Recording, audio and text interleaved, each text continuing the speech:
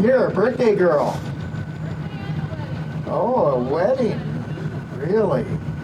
Gee, how about you other two over there in the front row? Florida? Oh my goodness. What brings you out here? Get out of the heat already, huh? Oh man, I tell you what, I got to go to Florida a couple of years ago. You know what, buddy?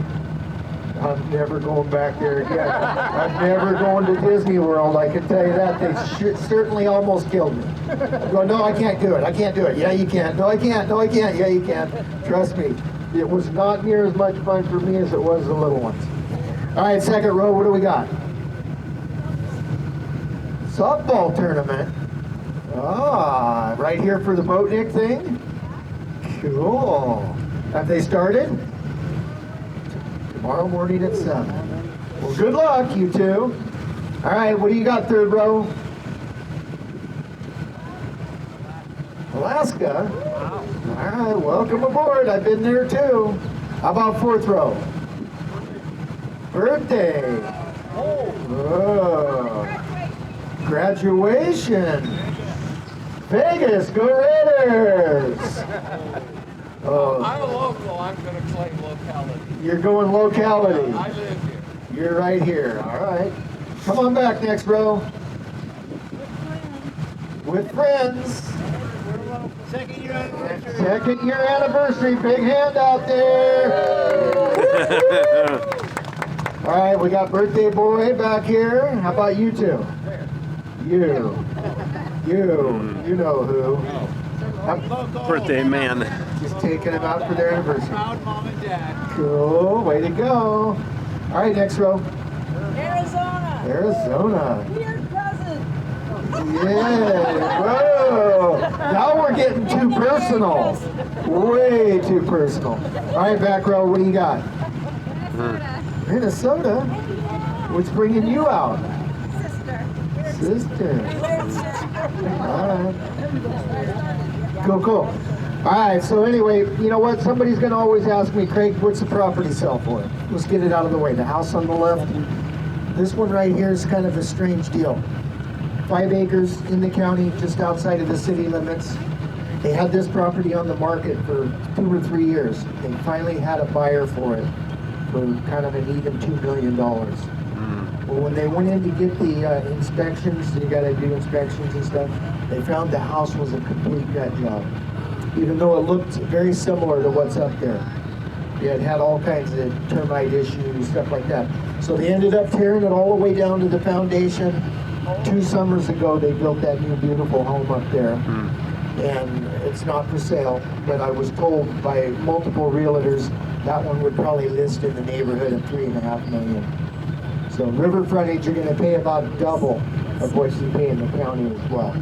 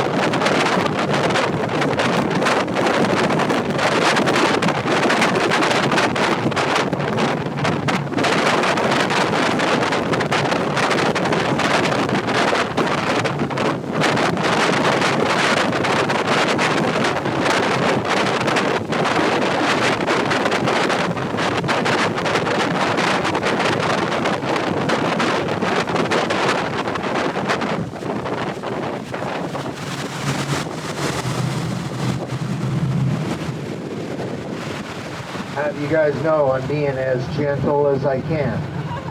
But I can switch just like a light switch back here. Don't put me there, okay? Yeah. Don't put me there. All right, there is kind of an interesting story goes with the house to the right, guys. If you peek over your shoulder, you'll notice 4 garage doors on the upriver side. Take note of where they put the heat pump, above the garage doors. Well, gang, this house was actually built in 1996. The architect talking the property owner into doing a pass-through. 4 garage doors on the upriver side, 4 on the downriver side. These guys are definitely in the floodplain. So they moved in the fall of 1996. Lo and behold, New Year's Day of 1997, we had a major flood right here in the Rogue Valley. So here's what he did. He lifted all 8 garage doors up. That's somewhere in the neighborhood of 6 to 7 feet of water. Flow right through that underneath portion of the house. Pretty smart, huh? Yeah, and then he was talking to him the next morning to see if he was okay. And he said, yep, everything went good, Craig. He said it was a good way to get rid of part of his wife's collection she was starting. Yeah, it didn't go so good for him because she was on speakerphone. So, yeah. Yep.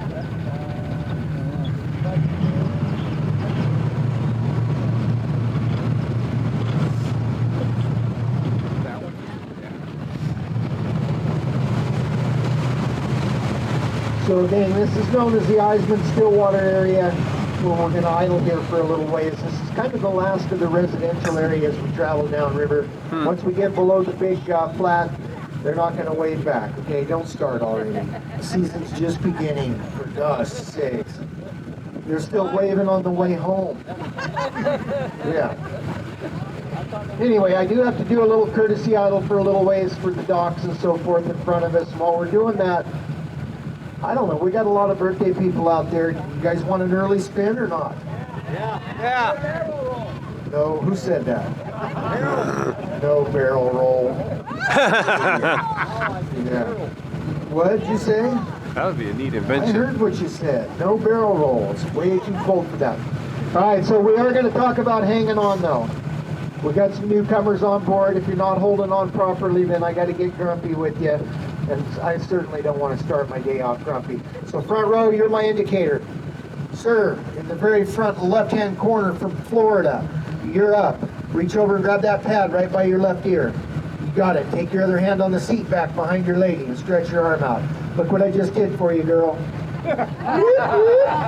Your turn on the right, sir. Window frame. Seat back with the other arm. The other 3 of you in the very front row, one hand on that silver bar going across. The other hand on the seat back, tucked in behind somebody. I don't care which way you go. Everybody behind the front row, I dearly care about you. Do me a favor and reach up and grab the person in front of you around the neck. Just grab the seat in front with 2 hands. You'd be totally fine. Or one hand on the seat in front, one hand on the seat behind one of your friends. The main thing is, when I warn you, it's going to be something like this. Simple. Get a hold out there. Yeehaw! Okay? What are you going to do? Hang on, right? Please don't hold your hands up in the air, then I got to get grumpy again. That'd be 2 grumpies in one day. I don't want to do that.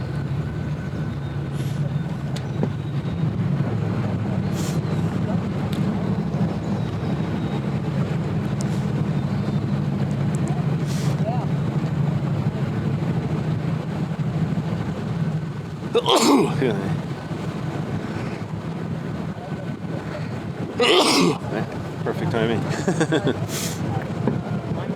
So I am a little partial to the property on the left, you guys. This one's actually my favorite.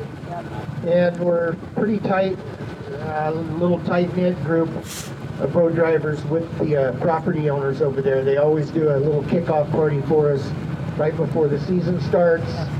Get together up there, some great food, hang out, a few beers, a little wine here and there.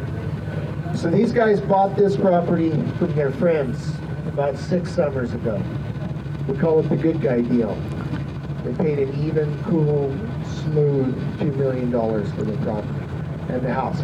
And then Sue didn't think that it was quite enough, so she had him build that little addition onto the right, which is her outdoor kitchen area. Prettiest granite, everything inside. And then he said, well, if you're having that, I'm going to have a little wine cellar. So that's the bottom part. Well, anytime I've been up there, there's been multiple locks on the wine cellar. We don't get to cruise that at all.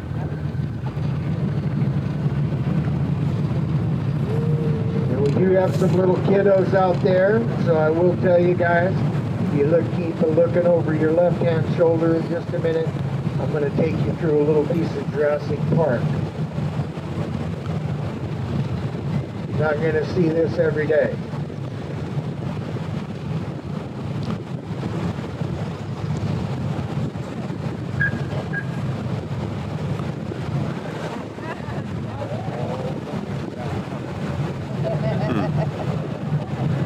Wow, those are pretty good quality.